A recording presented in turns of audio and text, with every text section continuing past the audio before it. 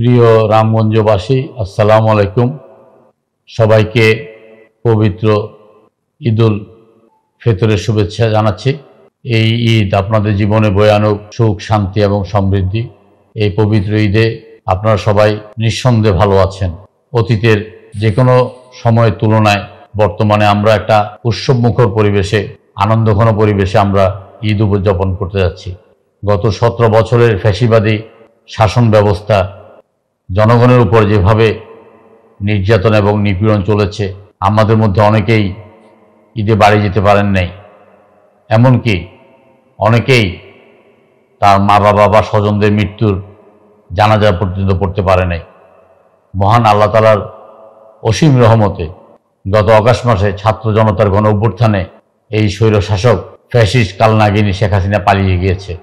বর্তমানে দেশে একটা সুন্দর গণতান্ত্রিক পরিবেশ বিরাজ করছে। আগামী দিনে ডিসেম্বরের মধ্যে আমরা আশা করছি জাতীয় সংসদের নির্বাচন অনুষ্ঠিত হবে।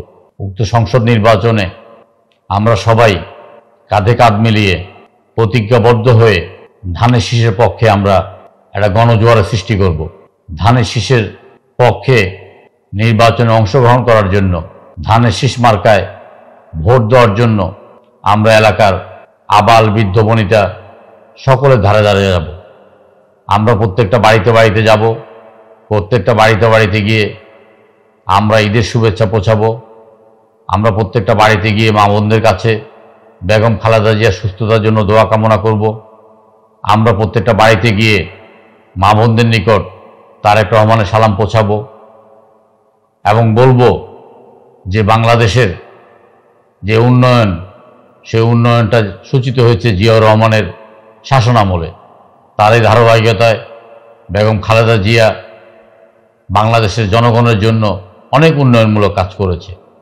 কিন্তু বিগত 17 বছর যাবৎ এই ফ্যাসিস্ট সরকার বেগম খালেদা জিয়াকে এবং জিয়া পরিবারকে অসম্ভব রকমের নির্যাতন করেছে। অসংখ্য মামলা হামলা দিয়ে নেতাকর্মীদেরকে ঘর ছাড়া, বাড়ি ছাড়া, এমনকি দেশ ছাড়া পর্যন্ত করেছে। লক্ষ লক্ষ মামলায় লক্ষ লক্ষ নেতাকর্মীরা আপনার নিষ্পেষিত একটা জীবনযাপন করেছে। কেউ বাড়িতে ঘুমাতে পারে নাই, কেউ বাজারে উঠতে পারে নাই, কেউ নিজের ব্যবসা প্রতিষ্ঠানে বসতে পারেনি। এমতো অবস্থায় অসীম আল্লাহর রহমতে, আল্লাহর একদম সরাসরি হস্তক্ষেপে আমরা স্বৈরাচার মুক্ত হয়েছি। আমি আজকের এই দিনে স্বৈরাচার মুক্ত করার জন্য যে সমস্ত বীর শহীদরা বুকের রক্ত ঢেলে দিয়েছে, তাদের প্রতি আমি আমার সশ্রদ্ধ কৃতজ্ঞতা জানাচ্ছি। যারা আহত হয়েছে তাদের প্রতি সমবেদনা জানাচ্ছি। যারা বিগত 17 বছর যাবৎ গুম, খুন, অত্যাচার, কারা নির্যাতন সহ্য করেছেন, তাদের প্রতিও আমার দোয়া এবং সমবেদনা।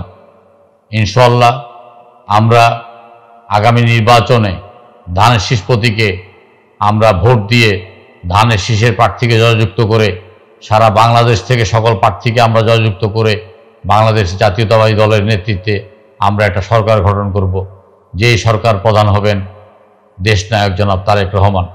তারেক রহমান ইতিমধ্যেই দেশের জনগণের আস্থা অর্জন করেছে। দলকে সংগঠিত করে আন্দোলন পরিচালনা করার ক্ষেত্রে অভূতপূর্ব সাফল্যের পরিচয় দিয়েছেন। জনাব তারেক রহমানের নেতৃত্বে বাংলাদেশ এগিয়ে যাবে, এটা আমরা দৃঢ়চিত্তে বিশ্বাস করি। আমি আবারও আপনাদের সবাইকে আন্তরিক ধন্যবাদ জানাচ্ছি, ঈদ মোবারক জানাচ্ছি। আপনারা আমার জন্য দোয়া করবেন, আপনারা দেশবাসীর জন্য দোয়া করবেন, আপনারা বেগম খালেদা জিয়ার জন্য দোয়া করবেন, আপনারা জনাব তারেক রহমানের জন্য দোয়া করবেন। ধন্যবাদ আপনাদের সবাইকে।